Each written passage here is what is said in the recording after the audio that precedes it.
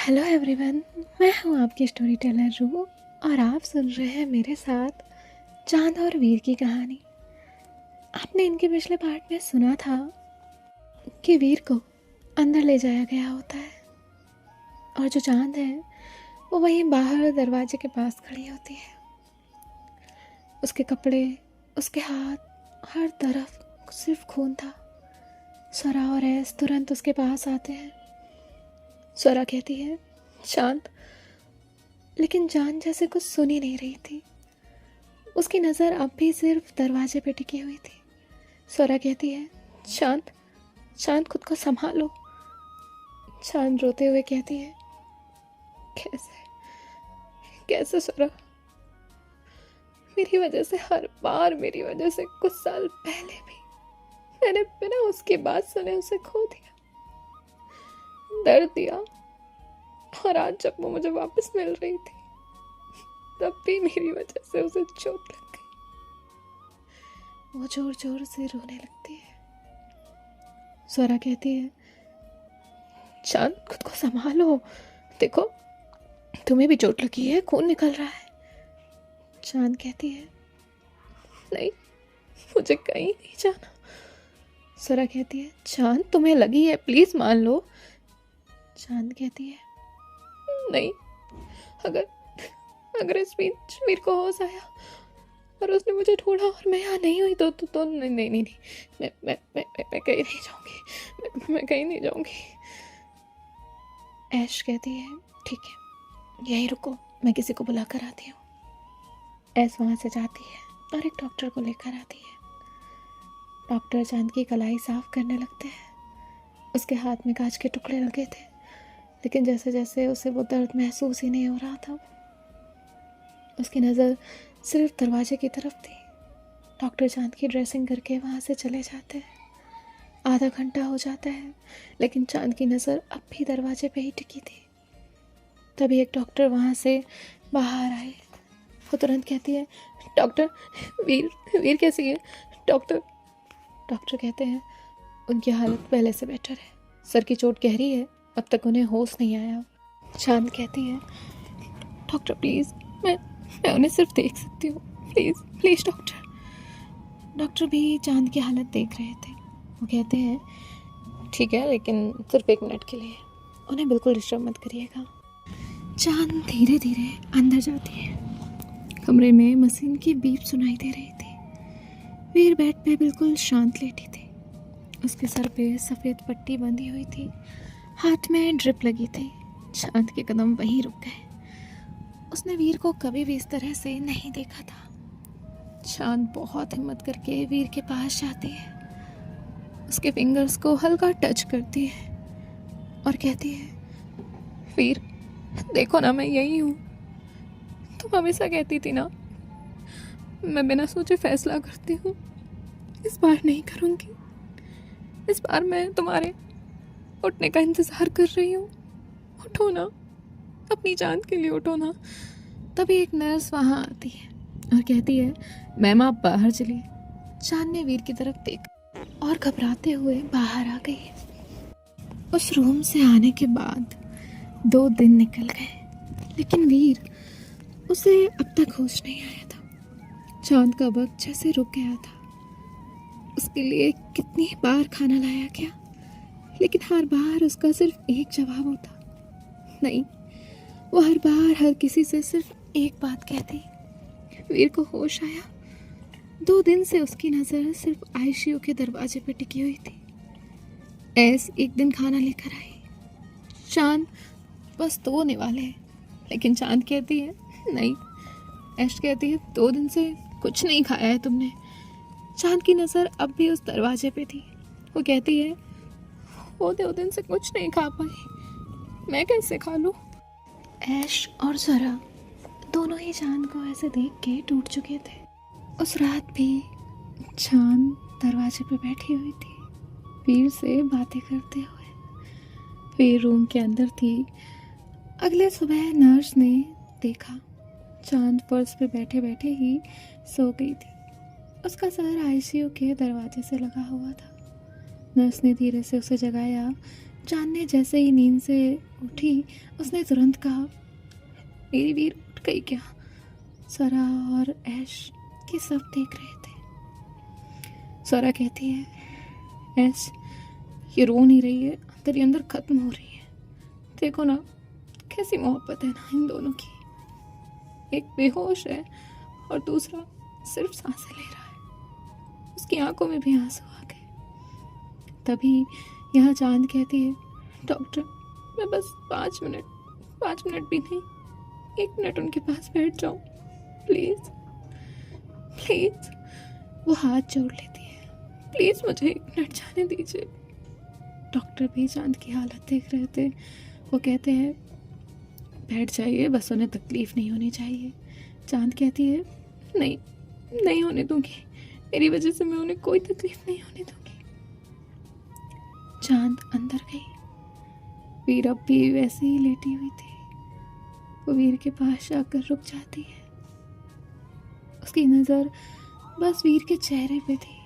वो कहती है, सब कह रहे हैं तुम सो रही हो, पर मुझे पता है तुम इतनी देर कभी नहीं सोती। चांद वहाँ एक चेयर पे बैठी थी। उसने बहुत संभल के वीर के हाथ को अपने हाथ में लिया। उसकी नज़र अब भी वीर के चेहरे पे थी। चांद कहती है, तुम्हें याद है ना वीर, तुम कहती थी तुम्हें खामोशी बिल्कुल नहीं पसंद, लेकिन देखो अब सबसे ज़्यादा खामोश तुम ही हो। तुमने कहा था ना एक दिन बाइक लेकर बहुत दूर चलेंगे जहाँ सिर्फ हवा होगी और हम। चलो ना आज चलते हैं, मैं पीछे बैठ जाऊंगी, तुम्हें तंग नहीं करूंगी, और वापस आते वक्त कॉफ़ी पियेंगे, बिल्कुल वैसे ही, चीनी कम, दूध कम, स्ट्रॉन्ग वाली, तुम्हें पसंद है ना। देखो ना कितने टाइम से तुमने मेरे हाथ की कॉफ़ी नहीं पी। चलो ना वीर, तुम्हें मेरा कैफे याद है ना, वही जहाँ कोने में तुमने कहा था बस 2 मिनट के लिए यहाँ हर रोज आना है। चलो ना आज हम वहीं जाते हैं, 2 मिनट के लिए ही जाएंगे। सुन रही हो ना वीर, तुमने कहा था तुम्हारे पास मेरा नंबर नहीं है, मैंने नंबर बदल दिया है। देखो मैं तुम्हें हिंट देती हूँ, तो फिर से उसी तरह मेरा नंबर ढूंढो ना। तुम्हें तो मेरा नाम बहुत पसंद है ना, हर बात पे चांद। लो ना मेरा नाम, मैं यही हूँ, मैं तुम्हारी चांद हूँ। बस एक बार मेरा नाम लेकर मुझे बुलाओ ना, बोलो ना वीर, बस एक बार कहो ना चांद। चांद बस उसे देख रही थी, इसी उम्मीद में कि अब वो एक आवाज उसके कानों में गूंजेगी। देखो ना कितनी जिद्दी हो ना तुम जीत गई। बस मैं 2 दिन से तुम्हारे पास हूँ, अब तो आंखें खोलो। तुम कहती थी ना मैं बहुत कम बोलती हूँ, देखो आज सिर्फ मैं बोल रही हूँ, तुम सुन रही हो ना। तुम्हारी चांद को तुम ऐसे क्यों कर रही हो, जवाब क्यों नहीं दे रही। तुम्हें याद है ना मैं तुम्हें तंग कर रही थी, मैं तुम्हारी वाइफ हूँ।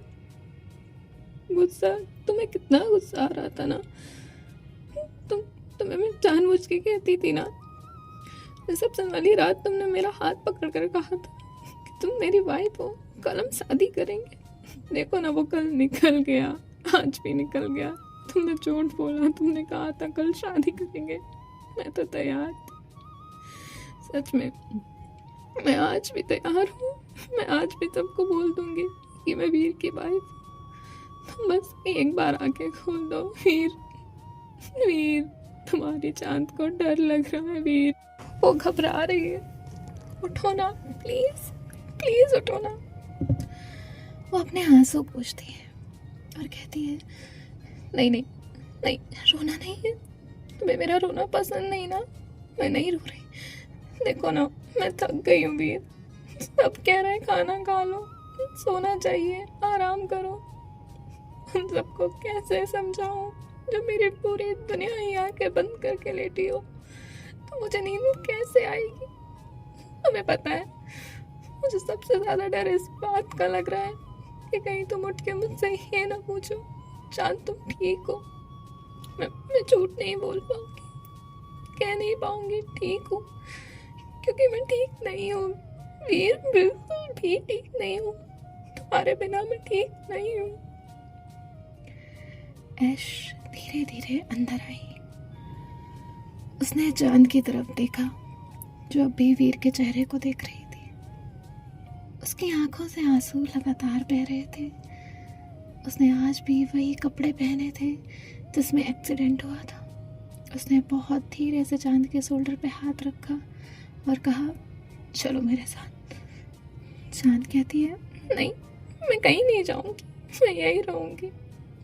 ऐस कहती है, बस 10 मिनट। चांद कहती है, नहीं, अगर इस बीच वीर उठ गई तो उसने सबसे पहले मैं दिखनी चाहिए ना। मैं नहीं रहूंगी तो वो मुझे ढूंढेगी।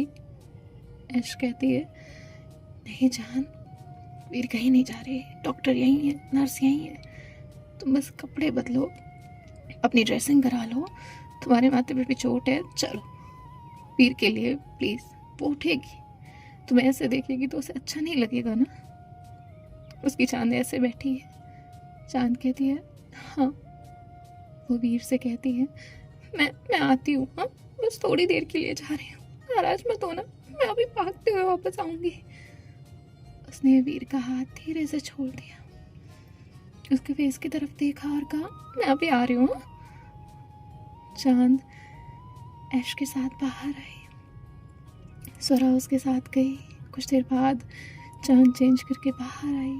उसकी ड्रेसिंग हो जाती है, हाथ पे पट्टी, माथे पे सफ़ेद पट्टी थी। उसकी ड्रेसिंग जैसे ही होती है वो आईसीयू की तरफ जाने लगती है। उसी वक्त वो तुरंत लड़खड़ाई। स्वरा तुरंत उसकी तरफ भागी। ऐश जो आईसीयू के गेट पे थी वो भी भागते हुए उस तरफ आई। चांद की नज़र अब भी आईसीयू के गेट की तरफ थी। उसकी ज़बान से सिर्फ एक नाम निकला, वीर, और अगले ही पल वो बेहोश हो गई। स्वरा ने उसे पकड़ा हुआ था। वो कहती है, चांद, चांद आके खोलो, चांद। इसने तुरंत डॉक्टर को बुलाया। तुरंत स्ट्रेचर मंगाया गया। डॉक्टर उसे चेक करते हैं। कुछ देर बाद कहते हैं, बॉडी की भी एक हद होती है। 2 दिन से ये लड़की सिर्फ अपनी हिम्मत से खड़ी थी, अब उसकी हिम्मत भी जवाब दे गई है। चांद को वहाँ से ऑब्जर्वेशन रूम की तरफ लेकर गए। ऐश और स्वरा वहीं खड़े रह गए। दोनों की नज़र आईसीयू पे गई जहाँ वीर बेहोश थी, फिर ऑब्जर्वेशन रूम पे जहाँ चांद को अभी ले जाया गया था। स्वरा कहती है, अच्छा मोहब्बत है ना, एक होश नहीं है और दूसरे को होश संभाला नहीं जा रहा। ऐश अपने आंसू पोंछते हुए कहती है, शायद यही मोहब्बत है जहाँ इंसान खुद को भी भूल जाता है। उसे याद ही नहीं रहता कि उसका अपना दिल भी धड़कता है। तभी डॉक्टर आते हैं। स्वरा कहती है, चांद ठीक है डॉक्टर। डॉक्टर कहते हैं, बॉडी पे जो चोटें हैं वो उतनी गहरी नहीं है, बस थकान की वजह से हुआ है, कुछ देर में होश आ जाएगा। डॉक्टर वहाँ से चले जाते हैं। ऐस कहती है, पता है स्वरा, एक तरफ चांद थी जो रोज वीर को परेशान कर रही थी, हर जगह बस उसके फेस की स्माइल के लिए, और एक तरफ वीर जो कुछ बोलती नहीं थी लेकिन उसकी आंखों में चांद के लिए प्यार हमेशा दिख जाता था। और अब देखो ना, एक इधर सो रही है और एक उधर। दोनों को पता ही नहीं है, जिस इंसान के लिए दोनों ही सांसें ले रहे हैं वो बस कुछ कदमों की दूरी पे है। कुछ देर हो जाती है, तब एक नर्स ऐश और स्वरा के पास आकर कहती है, पेशेंट को होश आ रहा है। वो दोनों ही तुरंत अंदर जाते हैं। चांद की पलकें धीरे धीरे हिल रही थी। उसकी सांसें पहले से तेज थी।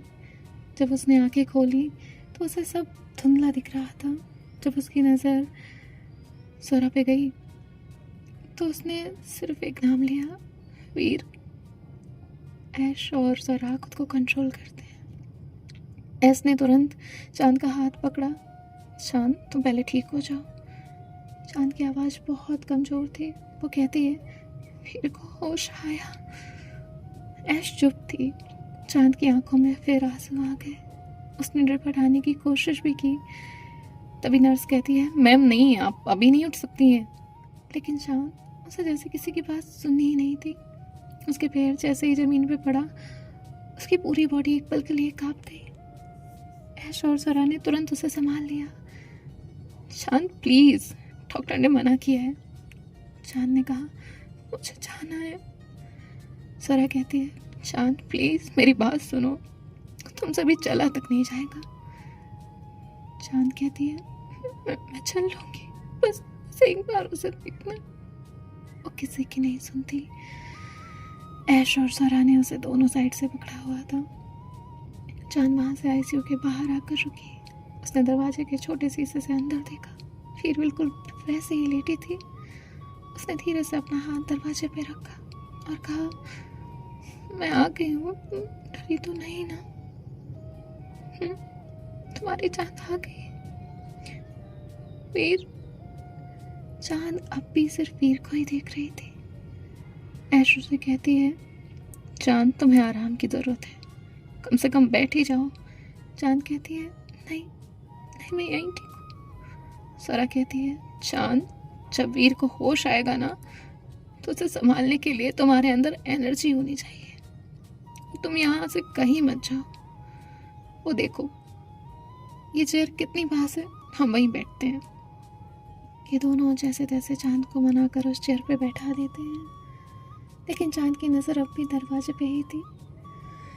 ऐसा अपना सर हल्का पीछे दीवार से लगाकर बैठी थी।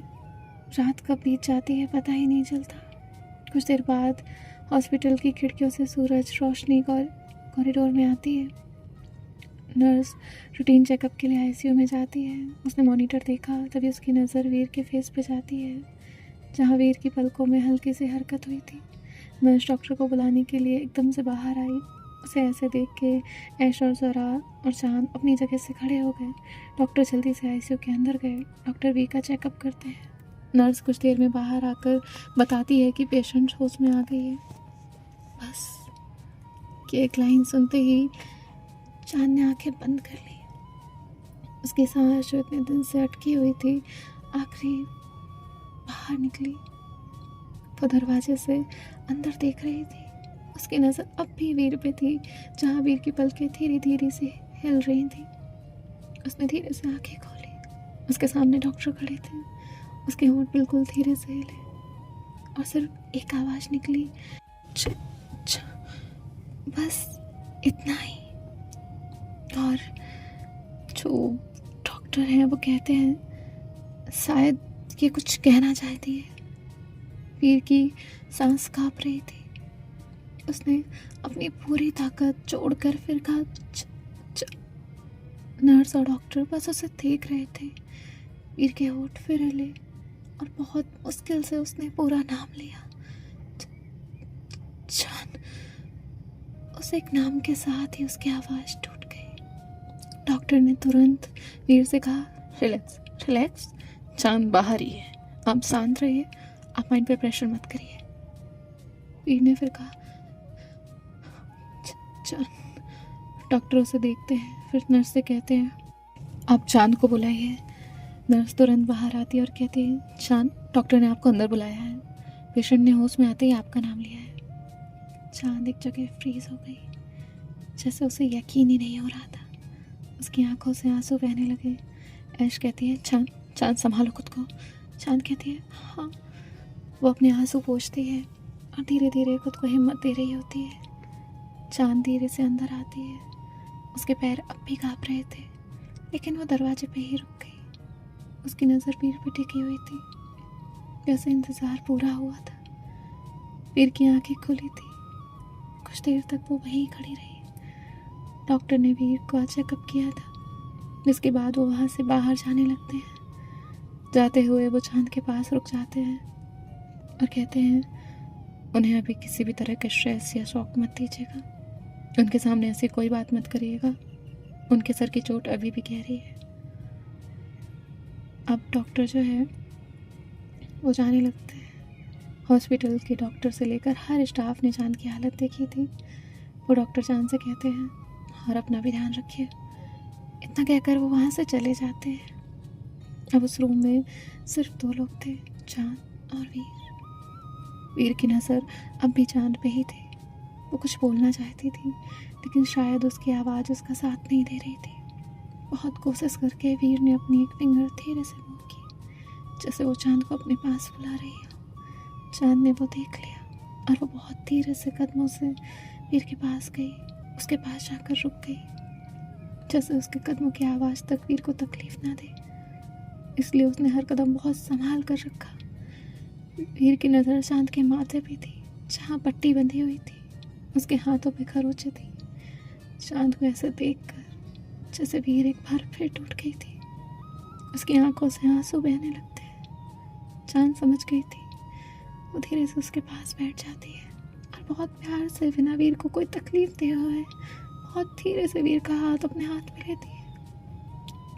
प्लीज़ आप मत रो, मैं ठीक हूँ। वीर की आंखें अब भी चांद के फेस पे थी। वो कोशिश करती है अपना हाथ उठाने की, लेकिन उससे हो नहीं रहा था। चांद उसे देख लेती है। वो बिना कुछ कहे अपना सर वीर के हाथ के पास झुका लेती है। फिर बहुत धीरे से चांद के माथे की पट्टी को सिर्फ एक फिंगर टच करती है और अगले पल जैसे कि उसके अंदर कोई तूफान उठ गया। बहुत मुश्किल से उसकी आवाज़ निकली, दर्द। वो रुक गई। वीर की आवाज़ सुनकर चांद की आंखें फिर नम हुई, लेकिन उसने खुद को संभाला और बहुत प्यार से फिर से वीर का हाथ अपने हाथ में लिया और बहुत हल्की सी मुस्कान अपने फेस पे लाते हुए कहा, नहीं, बिल्कुल भी नहीं, बहुत हल्की खरोंच। वीर की नज़र उस पे थी।